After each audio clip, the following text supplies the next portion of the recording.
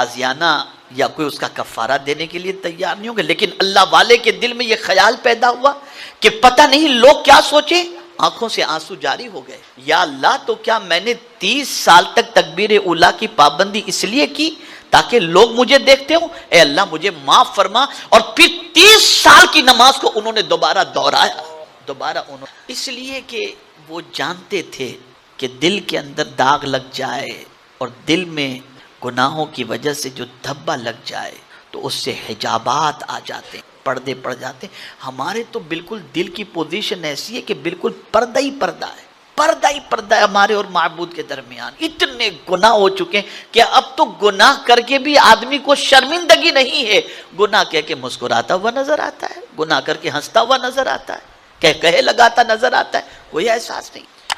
تو توبہ کی پہلی پوزیشن یہ ہے کہ علم، جب کبھی اللہ نہ کرے صدبار نہ کرے لذت عبادت چھین لی جائے اور نماز پڑھ کر کے آپ کو یوں لگے کہ بس ایسے ہی پڑھ لیا، کوئی کیفیت پیدا نہ ہو، کوئی خوشی پیدا نہ ہو، کوئی طبیعت میں سرور پیدا نہ ہو، طبیعت میں فرحت محسوس نہ ہو، تو یہ سمجھ لیا جائے کہ ہمارے اور رب کے درمیان حجابات گناہوں کی وجہ گناہوں۔ اور اسی طرح سے ظاہری طور پر دیکھا جائے تو مصائب جو ہوتے ہیں، پریشانیاں جو ہوتی ہیں، یہ بھی گناہوں کی وجہ سے۔ قرآن کہتا ہے ما اصابک من مصیبت فبما کسبت ایدیکم، جو مصیبتیں تمہیں پہنچتی ہیں وہ تمہارے ہاتھوں کی کمائی ہے۔ وَيَعْفُو عَنْ كَثِيرٍ، اور بہت سارے گناہ تو اللہ یوں ہی معاف فرما دیتا ہے۔ اگر ہر گناہ پر وہ پکڑ کرے تو ہم ایک دانہ کھانے کے لائق بھی نہیں ہیں، اس کا کرم ہے۔ تو پہلی چیز، 3 چیزوں سے توبہ عبارت ہے۔ علم، آپ کو علم ہونا چاہیے۔ جب نماز پڑھیں لذت نہ ملے تو سمجھ لیں کہ کوئی گناہ ہم سے سرزد ہو چکا ہے۔ نماز میں دل نہ لگے، تلاوت میں دل نہ لگے، نیکیوں میں دل نہ لگے، مسجد میں دل نہ لگے، اولیاء کرام کے ذکر میں دل نہ لگے، حضور صلی اللہ علیہ وسلم پر صلاۃ و سلام میں دل نہ لگے، اور طبیعت میں کوفت محسوس ہو کہ یار جلدی ختم کریں، تو سمجھ لینا کوئی ایسا گناہ سرزد ہو چکا ہے جس سے خدا اور اس بندے کے درمیان حجابات آ چکے ہیں۔ یہ علم ہونا توبہ کے لیے۔ دوسری چیز ہے حال، 3 چیزوں سے عبارت ہے۔ دوسری چیز ہے حال۔ حال کس کو کہتے ہیں؟ حال کہتے ہیں اس طبیعت کے حوالے سے جو قدرت کے اور بندے کے درمیان حجاب ہو جائے، محبوب کے درمیان حجاب ہو جائے، تو اس جدائی کی وجہ سے جو غم کی کیفیت بن جاتی ہے اسے کہتے ہیں حال۔ مثال کے طور پر میں آپ کو بتاؤں کہ آپ اپنے بیٹے سے محبت کرتے ہیں، آپ اپنے باپ سے محبت کرتے ہیں، اللہ نہ کرے صدبار نہ کرے کوئی ایسا معاملہ ہو جائے کہ آپ کے اور ان کے درمیان جدائی ہو جائے جس سے آپ بے پناہ محبت کرتے ہیں، تو آپ کے دل میں اس کا غم ہوگا یا نہیں ہوگا؟ بتائیے، جواب دیجئے مجھے، غم ہوگا یا نہیں ہوگا؟ جس سے بھی محبت ہوگی، آپ کو میں بہت قریب لانے کی کوشش کرتا ہوں مضمون سے۔ مال سے محبت ہے، دھندا نہیں ہوگا تو غم ہوگا کہ نہیں ہوگا؟ نوکری چھٹ جائے گی تو غم ہوگا کہ نہیں ہوگا؟ کوئی جاب کی آفر لے کر کے آئے یا اچھی رقم ہمیں پیش کر دے تو خوشی ہوگی، اس لیے کہ جس سے محبت کرتے تھے اس کو دیکھنے کا موقع ملا، اور جب اس سے جدائی ہوئی تو اس کا غم ہوا۔ یہ ہے حال۔ تو جب توبہ کا معاملہ یہ کہ 3 چیزوں سے عبارت ہے، اول ہے علم، اور دوسری کیفیت ہے حال، یعنی آپ کا ایسا معاملہ نہ ہو کہ رب اور آپ کے درمیان یا ہمارے درمیان حجابات ہو جائیں تو ان حجابات کی وجہ سے ہمارے دل میں غم ہی کچھ رہا ہے، چلتا ہے، تو توبہ کی توفیق نصیب نہیں ہو سکتی، توبہ کی طرف طبیعت مائل نہیں ہو سکتی۔ لیکن جب غم اس کا لاحق ہوگا تو بندہ اس حال کے اندر چین سے جی نہیں سکے گا، اور پھر اس کے بعد جو تیسری کیفیت پیدا ہوگی وہ ہے عمل، اور اسی عمل کو کہتے ہیں توبہ، اسی عمل کو کہتے ہیں۔ یعنی یہ 2 چیزیں، حال اور علم، یہ اسے عمل کی طرف لے جائے گا کہ میں اس کے بغیر نہیں جی سکتا، میں اس کے بغیر چین سے جی نہیں سکتا، مجھے کسی بھی طرح سے میرے بچے سے ملا دو، میرے باپ سے ملا دو، یہ کر دو وہ کر دو۔ یہ غم جب آپ کو اس طرف مائل کر دے اور آپ اس کے لیے خود کوشش کرو، اسی عمل کو کہتے ہیں توبہ۔ میرے پیارے آقا صلی اللہ تعالی علیہ وسلم کے پیارے دیوانوں، اس لیے یاد رکھیں توبہ علم، حال اور عمل کا نام ہے۔ میرے پیارے آقا صلی اللہ تعالی علیہ وسلم کے پیارے دیوانوں، اس بات کو ذہن میں اچھی طریقے سے محفوظ کر لیں، کوئی یہ نہ سوچے کہ ابھی تو زندگی ہے یار، پتہ نہیں ابھی تو میں جوان ہوں، جتنا چاہوں گناہ کر لوں، بڑھاپے میں جب موت کے قریب پہنچوں گا تو میں جو ہے توبہ کر لوں گا۔ نہیں، وَلَيْسَتِ التَّوْبَةُ لِلَّذِينَ يَعْمَلُونَ السَّيِّئَاتِ، توبہ اس کی نہیں ہے، اس کی توبہ نہیں ہے جس نے گناہ کیا اور انتظار کیا موت سے پہلے کا کہ موت کا وقت آئے، اس وقت یہ کہے انی تبت الآن، اب میں توبہ کرتا ہوں، اس وقت کی توبہ اللہ قبول نہیں فرما۔ پیغمبر رحمت صلی اللہ علیہ وسلم کی بارگاہ بیکس پناہ میں ایک صحابی حاضر آئے اور آقا کریم صلی اللہ علیہ وسلم سے عرض کرتے ہیں، یا رسول اللہ صلی اللہ تعالی علیہ وسلم، مجھے جتنا وقت ملتا ہے اس میں سے میں ایک تہائی وقت آپ پر درود شریف پڑھنے میں خرچ کرتا ہوں، کیا سرکار بہتر ہے اتنا پڑھنا؟ آقا کریم صلی اللہ علیہ وسلم نے فرمایا، زیادہ پڑھو تو تمہارے حق میں بہتر ہے۔ انہوں نے کہا، آج سے نصف وقت آپ پر درود پڑھنے میں خرچ کروں گا۔ سرکار صلی اللہ علیہ وسلم نے فرمایا، زیادہ کرو تو بہتر ہے، یہاں تک کہ انہوں نے عرض کیا، یا رسول اللہ صلی اللہ تعالی علیہ وسلم، فرائض کے بعد، عبادات کے بعد جو بھی وقت مجھے ملے گا میں آپ پر درود شریف پڑھنے میں خرچ کروں گا۔ تو پیغمبر رحمت صلی اللہ علیہ وسلم نے فرمایا، اگر تم ایسا کرو تو یہ درود تمہارے غم کے ازالے کے لیے کافی ہے، اگر تم ایسا کرو تو یہ پریشانیوں سے نجات کے لیے کافی ہے اور یہ آخرت کے عذاب سے بچنے کے لیے کافی ہے۔ پتہ چلا کثرت درود کی بنیاد پر اللہ تعالیٰ غم کو بھی دور فرماتا ہے، پریشانیوں کو بھی دور فرماتا ہے، اور صرف یہ نہیں کہ زمین کے اوپر کی پریشانیاں دور کرتا ہے، درود شریف ایسا عمل ہے جو زمین کے اوپر کی پریشانی بھی دور کرتا ہے، زمین کے اندر کی پریشانی بھی دور کرتا ہے، میدان محشر کی پریشانی بھی دور کرتا ہے۔ اسی لیے حضرت مولانا صوفی جمیل رضوی صاحب نے فرمایا، میں وہ سنی ہوں جمیل قادری کے مرنے کے بعد میرا لاشا بھی کہے گا الصلاۃ والسلام۔ اور میرے پیارے آقا صلی اللہ تعالی علیہ وسلم کے پیارے دیوانوں، یاد رکھیں اور اچھی طریقے سے یاد رکھیں، جو اپنے نبی کو کثرت سے یاد کرتا ہے، جو اپنے نبی پر کثرت سے درود پڑھتا ہے، تو اعلیٰ حضرت عظیم البرکت امام عشق و محبت کہتے ہیں، ان کے نثار کوئی کیسے ہی رنج میں ہوں، جب یاد آ گئے ہیں سب غم بھلا دیے۔ تو میرے پیارے آقا صلی اللہ علیہ وسلم کے پیارے دیوانوں، درود شریف بہت بڑا عمل ہے اور درود شریف اللہ عز و جل کو بے پناہ پسند ہے۔ آئیے ایک چھوٹی سی بات توجہ سے متعلق آپ کو میں سمجھاتا ہوا چلوں۔ میرے پیارے آقا صلی اللہ علیہ وسلم کے پیارے دیوانوں، میں نے آپ کو درود پڑھایا، آپ نے درود پڑھا، آپ یہاں پر حاضر ہیں، ممکن ہے چہرہ آپ کا میری طرف ہو، چہرہ آپ کا سید صاحب کی طرف ہو، چہرہ آپ کا علماء کی طرف ہو، لیکن دھیان کہیں اور ہو، سوچ کہیں اور ہو اور توجہ کہیں اور ہو، تو ہوگا یہ کہ آپ سے جو بات کہی جائے گی وہ آپ کے کانوں تک نہیں پہنچے گی، آپ کے دل تک نہیں پہنچے گی، بلکہ وہ آپ کے کانوں سے ٹکرا کر باہر ہی رہ جائے گی، اس لیے کہ آپ سننے کے موڈ میں نہیں ہو، آپ کی توجہ اس طرف نہیں ہے۔ آپ جانتے ہیں توجہ کو اللہ اور اس کے رسول کے ذکر کی طرف رکھنا کیوں ضروری ہے؟ کیا توجہ کی بنیاد پر ثواب ملتا ہے؟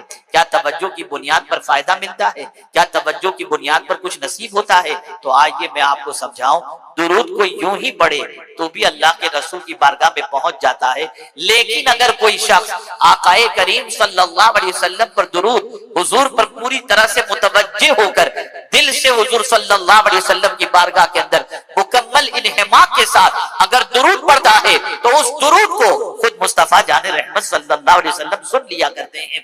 اس لیے یاد رکھو، محفل میں جب آ چکے ہو، اللہ نے توفیق دی تب آپ یہاں پر آئے، اللہ توفیق نہ دیتا تو آپ نہ آتے۔ بہت سارے ایسے مسلمان اس وقت ہوں گے جو نہ جانے کہاں کہاں بیٹھے ہوں گے، کن کن محفلوں کے اندر ہوں گے، لیکن اللہ کا آپ پر مجھ پر خصوصی کرم ہے کہ اس نے کسی اور محفل میں نہیں، اپنے ذکر کی محفل میں آنے کی توفیق عطا فرما دی، اپنے رسول صلی اللہ علیہ وسلم کے ذکر پاک کی محفل میں آنے کی اس نے توفیق عطا فرما دی۔ اب آئیے سماعت فرماتے ہوئے چلیں جس آیے کریمہ کی تلاوت کا میں نے شرف حاصل کیا۔ میرے پیارے آقا صلی اللہ علیہ وسلم کے پیارے دیوانوں، اللہ رب العزت کی بارگاہ میں دعا ہے کہ پروردگار مجھے حق کہنے اور آپ سب کو حق سننے کی توفیق عطا فرمائے۔ بہت ہی مؤثر اور پرمغز خطاب آپ نے محب گرامی حضرت مولانا سید امین القادری صاحب سے سماعت فرمایا۔ میں بھی کچھ باتیں آپ کی سماعتوں کے حوالے کروں گا۔ وہ آج کا جو میں نے آویزہ دیکھا اور عنوان دیکھا وہ اصلاح معاشرہ ہے. اصلاح کس چیز کی جائے؟ معاشرے کی اصلاح کی جائے یا انسان کی اصلاح کی جائے؟ آئیے میں آپ کو سمجھاتا ہوا چلوں. آج پورا انسان بگڑا ہوا ہے، سر کے بالوں سے لے کر پیر کے ناخن تک انسان کی زندگی تباہی کے دہانے پر ہے، آوارگی کے راستے پر آج کا انسان جاتا ہوا نظر آ رہا ہے. بد کرداری کے دھبے اس کے دامن پر لگتے ہوئے نظر آ رہے ہیں. برائیوں سے اس کو اتنی انسیت ہو چکی کہ اب برائیوں میں دل لگتا ہے، نیکیوں میں دل نہیں لگتا. بڑی عجیب سچویشن ہو گئی، بڑی عجیب کیفیت ہو گئی. آپ مجھے بتائیے، اگر کوئی آپ تماچا مارے آپ اسے برا کہیں گے یا نہیں؟ آپ اس کے اوپر ڈانٹ ڈپٹ کریں گے یا نہیں؟ آپ اس سے انتقام لیں گے یا نہیں؟ کسی نے آپ کو تماچا مارا اسے آپ اپنا دشمن سمجھیں گے، اسے دوست کی نگاہ سے کبھی نہیں دیکھیں گے. کسی نے آپ کی آنکھ توڑ دی آپ اسے اچھا دوست نہیں سمجھ سکتے، اسے اپنا دشمن سمجھیں گے. کسی نے آپ کی ٹانگ توڑ دی آپ اسے اپنا دوست نہیں سمجھیں گے، اسے اپنا دوست دشمن سمجھیں گے. آپ اسی طریقے سے اندازہ لگائیں، وجود آپ کا ہے، ہاتھ آپ کا، پیر آپ کا، آنکھ آپ کی، زبان آپ کی، کان آپ کے. اگر آپ کے ان اعضاء کو کوئی تکلیف پہنچاتا ہے آپ اسے اپنا دوست نہیں کہیں گے، اسے دشمن کہیں گے. اگر میں قرآن کی روشنی میں اس وقت سمجھانا چاہوں تو میں یہ کہنے میں حق بجانب ہوں، آج کا مسلمان خود اپنا دشمن بنا ہوا ہے. آج کا مسلمان خود اپنا دشمن بنا ہوا ہے. اور یہ میں اپنی مرضی سے نہیں کہہ رہا، میں قرآن کی روشنی میں. قرآن کہتا ہے وَمَن يَكْسِبْ إِثْمًا فَإِنَّمَا يَكْسِبُهُ عَلَى نَفْسِهِ، جو گناہ کمائے. اب گناہ کمانے سے کیا مراد؟ اللہ نے آنکھ دی آپ نے آنکھ سے گناہ کمایا، اللہ نے ہاتھ دیے ہاتھ سے آپ نے گناہ کمایا، اللہ نے پیر دیے اس کی نافرمانی کی طرف چل کر آپ نے گناہ کمائے، اللہ نے آنکھ دی گندی چیزوں کو دیکھ کر غیر محرم کو دیکھ کر آپ نے اپنی آنکھ سے گناہ کمایا، ہاتھ دیا کسی مظلوم کو سہارا دینے کے لیے لیکن ہاتھ سے آپ نے کسی بے گناہ کو تماچا مارا، آپ نے گناہ کمایا. اپنے وجود کو قانون الہی اور قانون رسول صلی اللہ علیہ وسلم کے خلاف استعمال کرنا یہ گناہ کمانا ہوا. قاعدہ سن لیجیے، اپنے وجود کو قانون الہی اور قانون رسول صلی اللہ علیہ وسلم کے خلاف استعمال کرنا یہ گناہ کمانا ہوا. اب اگر کوئی آنکھ سے گناہ کرتا ہے تو میرے پیارے آقا صلی اللہ تعالی علیہ وسلم کے پیارے دیوانوں، وہ گناہ کما کر کیا کرتا ہے؟ فَإِنَّمَا يَكْسِبُ عَلَى نَفْسِهِ، وہ اپنی جان کے لیے کماتا ہے. اگر کسی نے گناہ کیا تو میرے پیارے آقا صلی اللہ تعالی علیہ وسلم کے پیارے دیوانوں، میں آپ سے پوچھنا چاہتا ہوں، اگر ہاتھ سے کوئی آپ کو تماچا مارے تو آپ اس کو دشمن سمجھیں گے، آنکھ سے اگر کوئی آنکھ آپ کی پھوڑ دے آپ اسے دشمن سمجھیں گے. لیکن اگر آج کا مسلمان اپنی آنکھوں سے گناہ کر کے اپنی آنکھوں کو عذاب میں گرفتار کر رہا ہے، اپنے ہاتھوں کو اللہ کے عذاب میں گرفتار کر رہا ہے، اپنے پیروں کو اللہ کے عذاب میں گرفتار کر رہا ہے، ظاہر سی بات ہے آقا کریم صلی اللہ علیہ وسلم نے ارشاد فرمایا جو شخص اپنی آنکھوں سے گناہ کرتا ہے کل بروز قیامت اس کی آنکھوں میں جہنم کا پگھلایا ہوا سیسا جہنم کی سلاخیں اس کی آنکھوں میں ڈالی جائیں.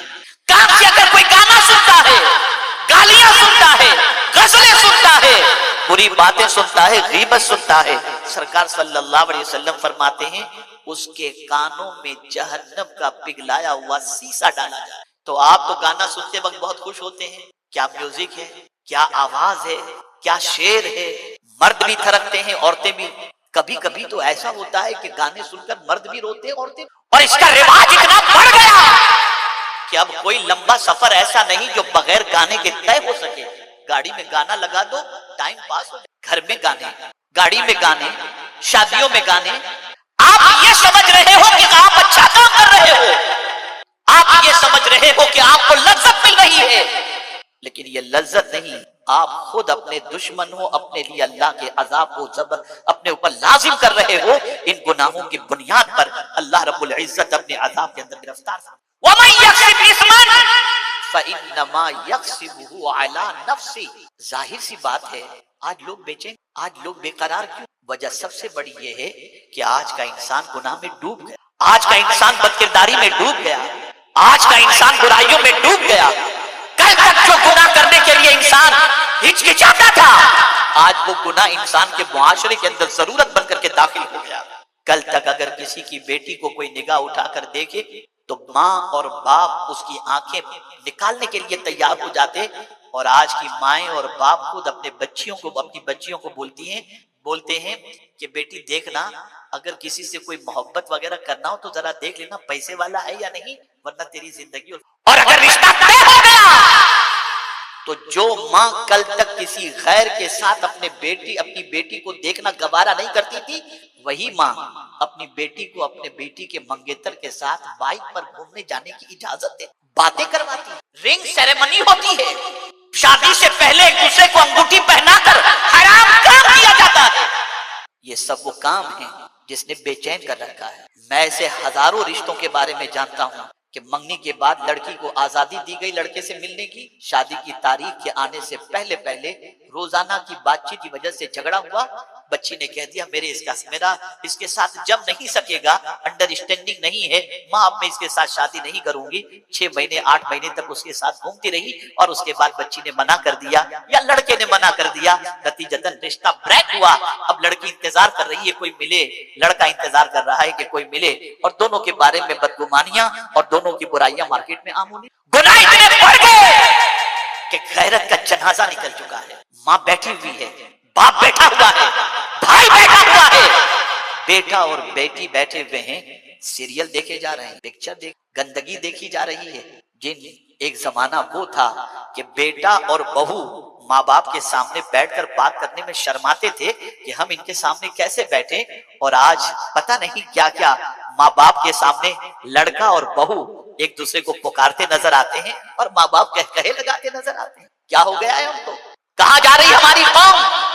وہ خاتون جنت جن کی کنیز ہونے کا دعویٰ آج کی مسلم عورتیں کرتی ہیں، جانتی ہو آپ؟ ارشاد فرماتی ہیں میں جب مر جاؤں تو میرا جنازہ بھی رات کے وقت لے کر نکلنا تاکہ کوئی غیر محرم میرے جنازے کو بھی نہ دیکھ سکے۔ آپ ذرا سوچو، اندازہ لگاؤ۔ اور آج کی عورتوں کا حال یہ ہے، شوہر کے آنے کا وقت ہو تو سر پر بام لگا کر کے بیٹھیں گی، اور باہر کے خرید و فروخت کے لیے جانا ہو تو میک اپ کر کے نکلیں گی۔ جس کے لیے سجنا تھا اس کے لیے بیمار بن گئے، اور جن سے چھپنا تھا ان کے لیے تم منٹن کر کے نکل رہی۔ رشتے ٹوٹ رہے ہیں، اعتماد ختم ہو رہا ہے، آوارگی بڑھ رہی ہے، بدکرداریاں عام ہو رہی ہیں۔ اگر اس کا سد باب نہیں کیا گیا تو مجھے ڈر لگتا ہے کہ معاشرے میں شاید کوئی پاکیزہ لڑکی مل سکے یا پاکیزہ لڑکا مل سکے۔